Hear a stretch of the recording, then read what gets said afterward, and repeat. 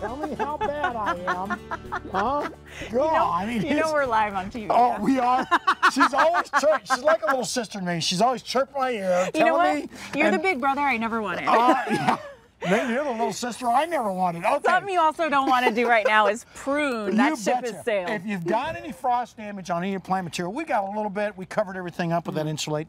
Do not prune, folks. Just keep those pruners away. But if you got those apple trees, your peaches, your pears, your grapes, and all those, anything deciduous, similar to what you've got right here on our pomegranate. This is a wonderful pomegranate. They do very well out here. You can go ahead and prune those right now. Okay. And then, of course, get out there and fertilize. And we talked about it on Thursday, folks. It is time to fertilize. Anything like earthworm castings. I stay organic.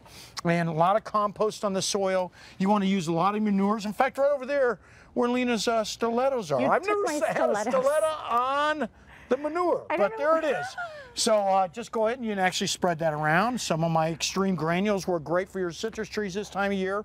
And of course, foliar feeding. It's very important to get out there. Take a little bit of extreme juice like that.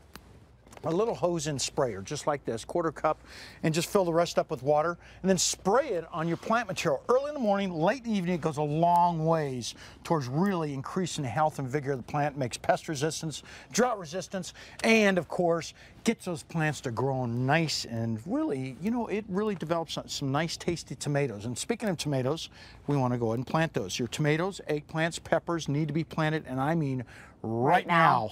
Yeah, I'll tell you what, you know, these 70-degree temperatures we're talking about right now, you're probably going to see a continuation of that. So all you got to do from here on out, as long as you get those guys in and plant the short season varieties of tomatoes. We talk about this. Make sure they develop within 60 to 70 days. Those are usually your early girls, your celebrity, your Pearsons, and you want to get them against a wall like we've got over there. You can see that nice wall we got over there. This offers a lot of thermal mass. We've talked about it before, and we've got right over there, I kind of wound it up a little bit because of the fact I was protecting it with some insulate over there, but we're going to make it back. That's our greenhouse, and it's just made out of some 2x4s, 3 mil plastic, stretched over the top of it, south facing, and I'll tell you what, it will really protect and increase the vigor of those tomatoes. So if you want tasty tomatoes, that's the way to do it, and it really goes a long ways. Last but not least, make sure you add a lot of cornmeal into the soil, right there. Right?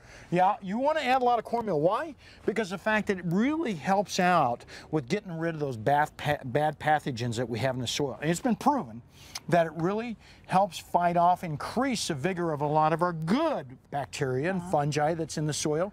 And so just a handful or two of the cornmeal in the soil when you're planting those tomatoes goes a long ways. Of course, get out there, release your beneficial insects, and you can go ahead and start planting your onions, garlic, or anything along those lines that help protect and companion plant right along with the rest of your vegetable garden. Okay, there so you go. No pruning, but be sure to fertilize. Lots of fertilization right now, and add that cornmeal to the tomatoes when you plant them. There you go. All right. Thank you. Thank you. Thanks for the loaning of the stilettos. No, don't take them back. Just leave them right there. Are you telling me my shoes are poo? I told you my last book could be Stilettos in the Garden. There you go.